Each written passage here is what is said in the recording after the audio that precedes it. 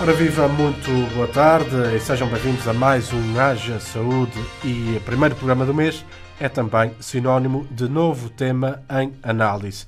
Durante as próximas semanas vamos estar à conversa sobre o sono e vamos falar mais concretamente sobre a síndrome de apneia obstrutiva do sono, mais conhecida como a apneia do sono. A enfermeira Sofia Oliveira, que trabalha no Hospital de Dia de Pneumologia aqui no Hospital de Ponta Delgada, será a nossa companhia durante este mês de setembro. Antes de mais, muito boa tarde e obrigado por... Boa tarde, eu é que agradeço o convite por estar aqui.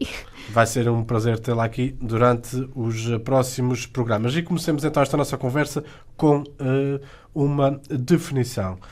Senhora enfermeira, pedir-lhe que nos explicasse o que é exatamente a síndrome de apneia obstrutiva do sono.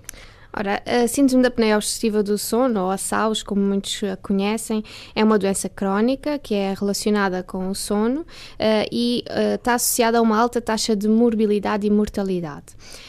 Consistem na ocorrência de paragens respiratórias durante a noite, durante o sono, que podem ocorrer devido à obstrução, que pode ser total ou parcial, das vias aéreas superiores, ou seja, há uma determinada altura em que o ar deixa de passar a nível da zona do nariz e da garganta. Estas paragens ou apneias, como são chamadas, para ser considerado apneia do sono ou diagnosticado apneia do sono, têm que ocorrer por mais de 10 segundos e mais de 5 vezes por hora, e quando elas ocorrem mais do que 30 vezes por hora, considera-se que é uma apneia do sono grave. É também uma doença que afeta cerca de 5% da população entre os 30 e os 60 anos de idade, sendo que vai aumentando com a idade. Portanto, quanto mais velhos formos ficando, maior o risco de termos esta doença. É também mais frequente no sexo masculino, enquanto que no sexo feminino isto ocorre normalmente mais frequentemente após a menopausa. Feita esta primeira definição, vamos falar um pouco das consequências desta doença, uma doença que afeta o dia-a-dia de quem sofre dela. Exatamente. Pronto, nos últimos anos tem-se falado muito nisso, tornou-se uma das principais questões de saúde aqui no mundo ocidental, e qual é que é a consequência direta desta doença? É a alteração do padrão do sono, obviamente. Aqui, ao alterar este padrão do sono, há a incapacidade de se atingir as fases mais profundas e restauradoras do sono, portanto a fase REM, não permitindo assim que a pessoa tenha um descanso físico e mental adequados.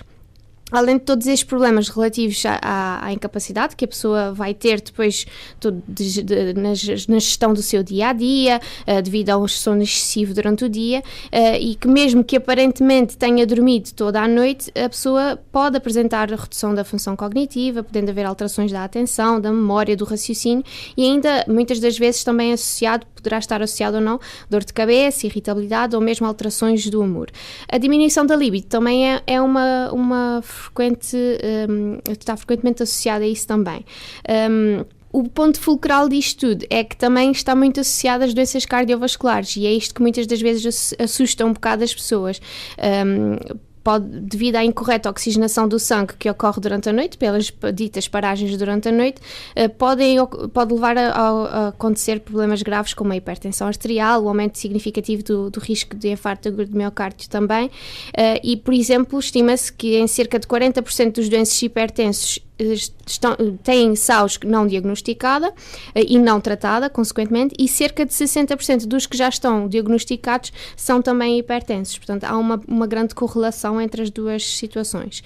Outra questão que também cada vez é mais falada é também o risco de acidentes de aviação, e que sabemos que também cada vez mais vamos começar a falar nisso e na questão das cartas de condução, porque quanto maior é a gravidade da apneia do sono ou do síndrome da apneia obstrutiva do sono, maior é a sonolência durante o dia, e obviamente também aqui aumenta o risco depois de acidentes de aviação associados a dormir a conduzir.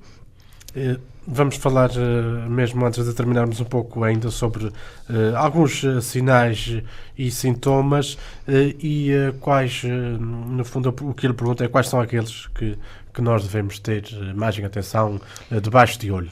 Pronto, é assim, normalmente aquele que salta logo à vista é o ronco ou o ressonar, não é? Muitas das vezes o que acontece é portanto, os companheiros são os primeiros que notam estes primeiros sintomas, começam a referir que a pessoa ressona muito, que muitas das vezes para de ressonar durante o sono, e portanto é este o principal sinal de alerta numa fase inicial da doença.